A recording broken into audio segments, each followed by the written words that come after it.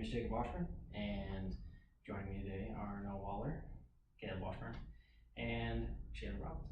They're my audience members. Today's date is the 24th, I think. It's the due date for the speech, that's what it is.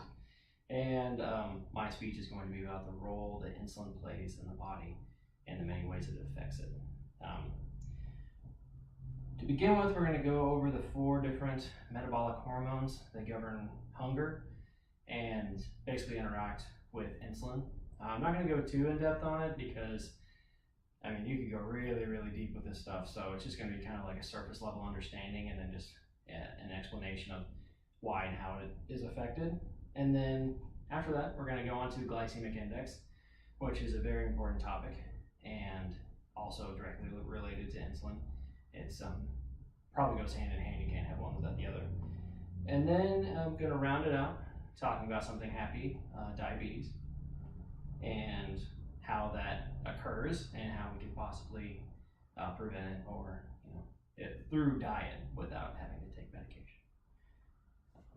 And hopefully by the end of this, you'll be informed and you'll know a whole bunch about insulin.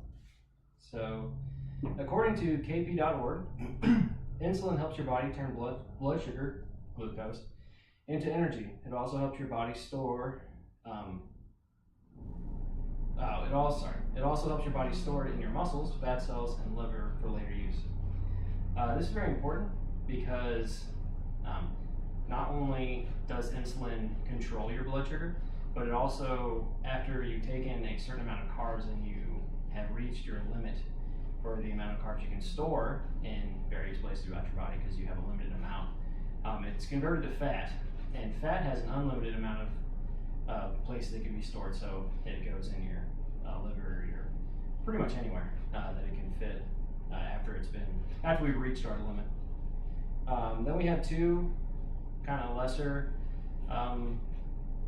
hormones, one being leptin, which reduces your appetite, so it tells you when you're full, and then you have ghrelin, which increases your appetite or tells you that you are hungry. And the final hormone I'm going to be talking about is human growth hormone, and according to verywellhealth.com, HGH, or human growth hormone, is made by your pituitary gland and promotes muscle growth, increased metabolism, and weight loss. Human growth hormone cannot exist in the body while insulin is present. So if you take the standard diet that pretty much everyone eats 3 square meals a day, you only get human growth hormone for short periods of time, and it's usually after exercise.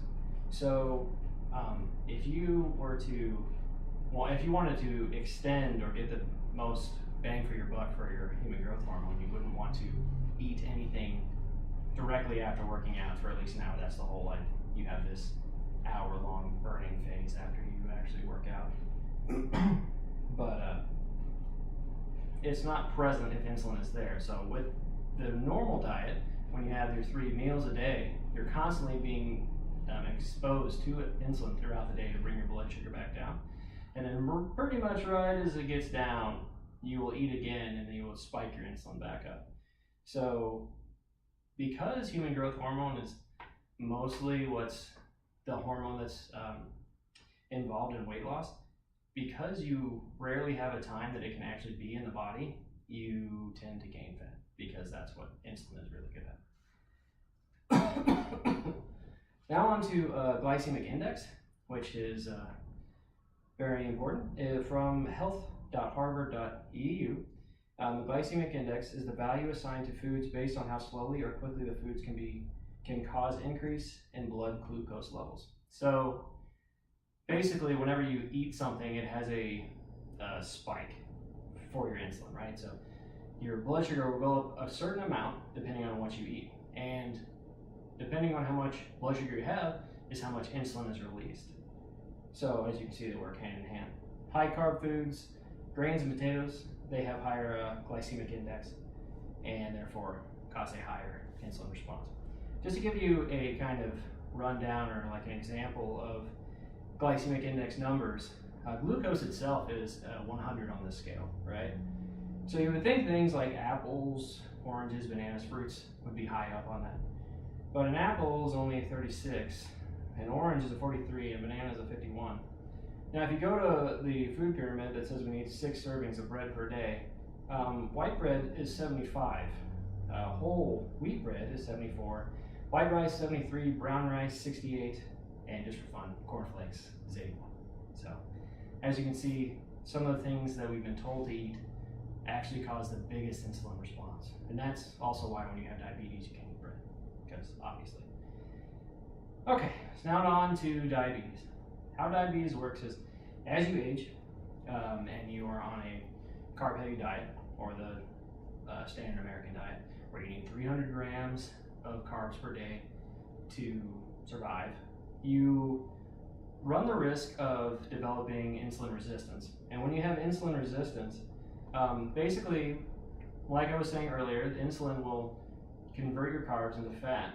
Well, what can happen is that as you become more resistant, you'll have to pump in more insulin. And as you pump in more insulin, you'll have to store more fat. And it just kind of does a vicious cycle where you can't get out of it. And this is due to the fact that you have to convert from carbs to fat. I guess that's all I really have about diabetes. Yeah, that's pretty much it. I guess a quick story to go with this. The reason that I am interested in insulin is because I was on a ketogenic diet. I lost 90 pounds, and it really focuses on keeping your carbohydrates down. And it's a really easy, well, not easy way, but it's an effective way to lower your insulin and lower your, because I was pre-diabetic when I first started this, and I am not any longer.